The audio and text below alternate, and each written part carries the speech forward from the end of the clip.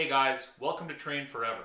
I'm Andrew Barr, and today we're going to be following up on last week's video where we looked at some of the differences between structuring a program to focus on size versus training for strength.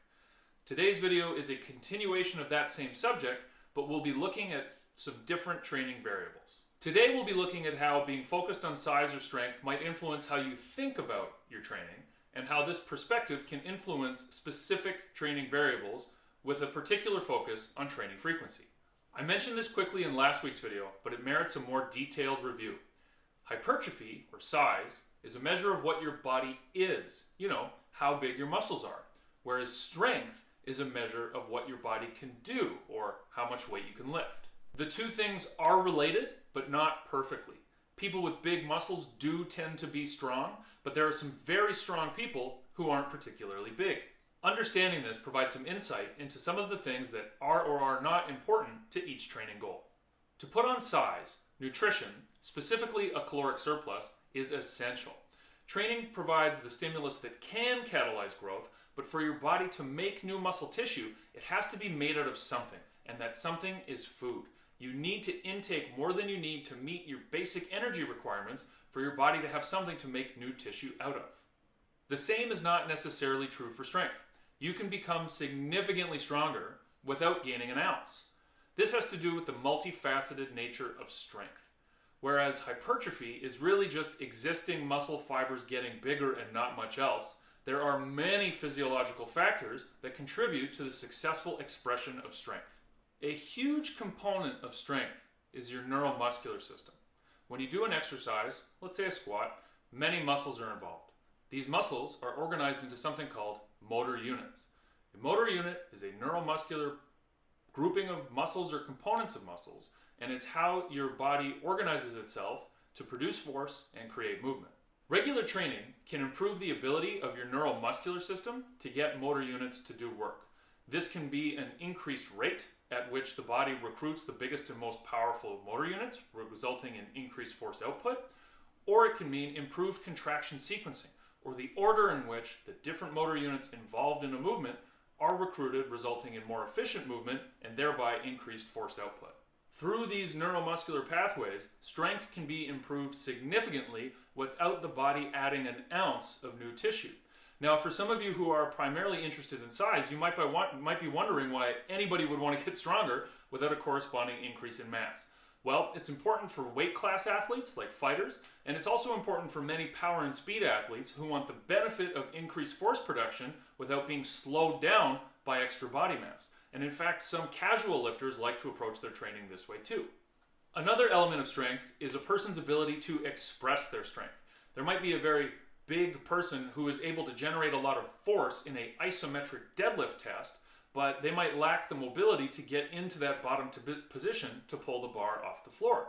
So this person has a lot of force producing potential, but they lack the ability to express their strength in the deadlift movement. Simply adding mobility to this person would dramatically increase their ability to express their strength. Leave a comment and let me know if you agree or disagree, or if you have a question about this idea of expressing strength, or if you just have a question about training in general. I'll answer everyone. This idea of size being what the body is and strength being what the body can do sets the stage for our next point, which is the idea that when we're focused on strength, we're best off thinking about the body as a system, whereas if we're focused on hypertrophy or size, we're better off thinking about the body as a collection of individual muscle groups. Let's say you're trying to increase how much you can deadlift for 5 reps. Of course, your quads, hamstrings, glutes, lower back, many other muscles, all of those are going to be importantly involved in your ability to do that. But it's not really a collection of individual muscles that is lifting the weight, it's you. And there are so many factors beyond what's going on locally in those tissues that determine if you're going to be successful in expressing your strength. A great example of this is sleep. Somebody who can normally deadlift 400 pounds for 5 reps easily might struggle to lift 300 pounds for 3 if they had a terrible night's sleep.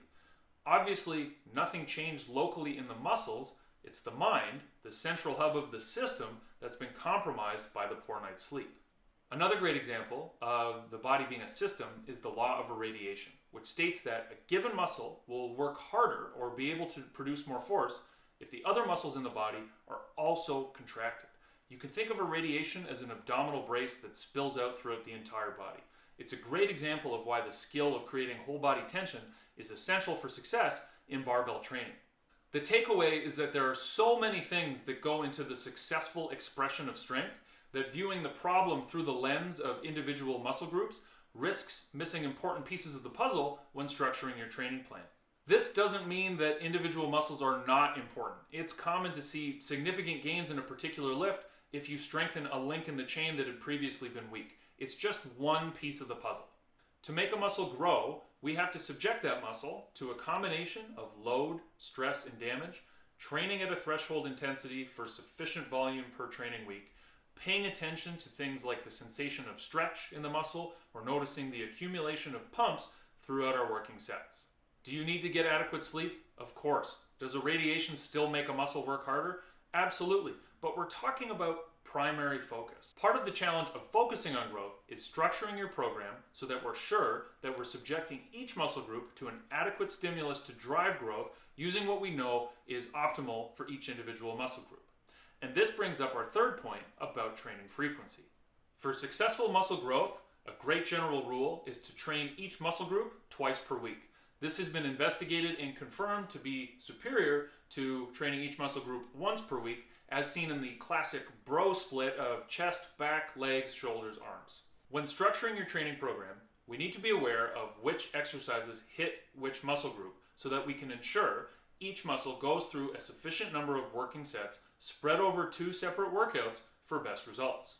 While the 2 workouts per muscle per week is a great general rule, some muscles do better with higher frequencies. Smaller muscles that don't produce much force, the biceps are a great example, can be trained more frequently. Larger muscle groups like the pecs or the quads that can produce a lot of force and take a ton of damage can probably progress by only being trained once per week, even if twice is better. If you're building your program around strength or the expression of strength, you're going to build your program around movements. A powerlifter will have a squat focused day, a deadlift focused day, and a bench press focused day.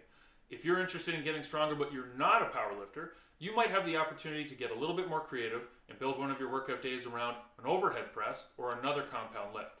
But the bottom line is you'll be structuring your program around movements and not a muscle group. You'll typically train each movement once per week, at least as your primary focus. If your Monday training session is built around deadlifts, you might still do a different deadlift variation with lighter weight and in a higher rep zone on your Friday training session. Size and strength focused programs will end up containing most of the same exercises. It's by manipulating other pieces of the puzzle and our approach to programming in general that will dictate our outcomes. I hope you thought this video was useful and informative, and if you did, please give me a like and make sure you hit that subscribe button so you never miss another training tip.